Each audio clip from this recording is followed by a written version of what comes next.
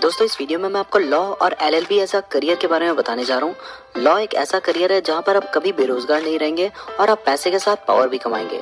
Law और LLB के फायदे मैं आपको बेहतर तरीके से बता सकता हूँ क्योंकि मैंने भी 5 ईयर का BA LLB कोर्स किया है।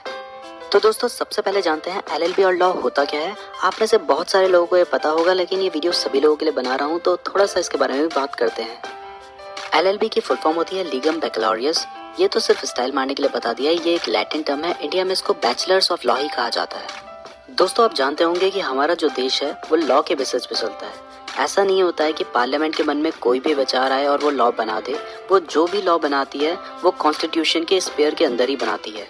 और दोस्तों अगर कोई व्यक्ति क्राइम करता है, मान लीजिए किसी ने मर्डर कर दिया, तो उसकी जो सजा होती है वो भी एक रिटर्न है कि ये सजा दी जा सकती है।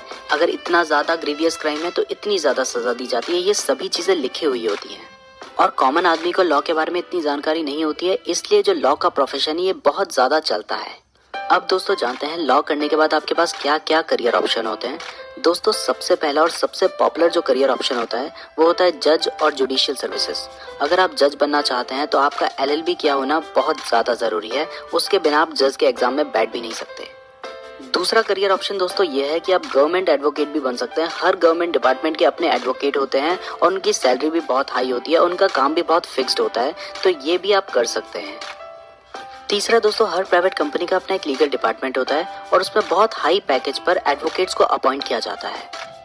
चौथा दोस्तों लीगल फर्म्स और बैंक्स में भी लॉयर्स की बहुत डिमांड होती है। हर बैंक का अपना एक एडवोकेट होता है जो उससे रिलेटेड अफेयर्स को मैनेज करता है, जैसे कि चेक बाउंस जो हो जाता है या फिर जो लोन से रिलेटेड मैटर्स होते हैं उसको वो एडवोकेट मैनेज करता है। पांचवा दोस्तों अगर आप पॉलिटिशियन बनना चाहते हैं तो आपको सबसे पहले लॉ करना ही चाहिए, क्योंकि पॉलिटिशियंस को लॉ के बारे में पता भी होना चाहिए और लॉ में बोलना सिखाया जाता है। और पॉलिटिशियंस का काम भी तो बोलना ही होता है। अरुण जेटली जी, पी चिदम्बरम जी, कपिल सिब्बल जी, ये सभी लोग पहले एडवोकेट हैं, उसके बाद ये पॉलिटिशियन बने हैं। छठा दोस्तों आप खुद एक एडवोकेट हैं। अगर आप कोई जॉब नहीं भी करना चाहते हैं तो आप खुद केसेस लड़ सकते हैं। उसके लिए आपको बार काउंसिल में एनरोल होना होगा। उसके लिए एक एग्जाम होता है जो कि एक ओपन बुक एग्जाम होता है। उस एग्जाम में आपको बुक ले जाने दिया जाता है, क्योंकि लॉ जो होता है वो बहुत वास्ट है और उस पर बहुत सारे लॉज हैं और कोर्ट पे भी तो आप बुक्स ले जा सकते हो ना। इसलिए बार काउंसिल के एग्जाम में भी आप बुक ले जा सकते हैं और उसे देखकर आप एग्जाम दे सकते हैं, तो हर कोई उसमें पास हो ही जाता है। और दोस्तों अगर आप एडवोकेसी में पॉपुलर हो जाते हैं तो लोग करोड़ों रुपए देकर भी आपको हायर करेंगे। नाउ दोस्तों अगर आप लॉ करना चाहते हैं तो आप क्लास 12 के बाद BA LLB BBA LLB कर सकते हैं। ये 5 ईयर के इंटीग्रेटेड कोर्स होते हैं। और अगर आप ग्रेजुएशन के बाद करना चाहते हैं तो आप 3 साल का LLB कोर्स कर सकते हैं। दोस्तों अगर आप अपने करियर को लेकर कंफ्यूज थे तो लॉ एज अ करियर सोचकर जरूर देखिएगा। इस तरह की और वीडियोस देखने के लिए चैनल को सब्सक्राइब करके बेल नोटिफिकेशन को प्रेस करना ना भूलिएगा। वीडियो अच्छी लगी है तो लाइक जरूर कीजिएगा।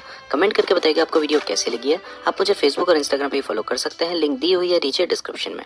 धन्यवाद।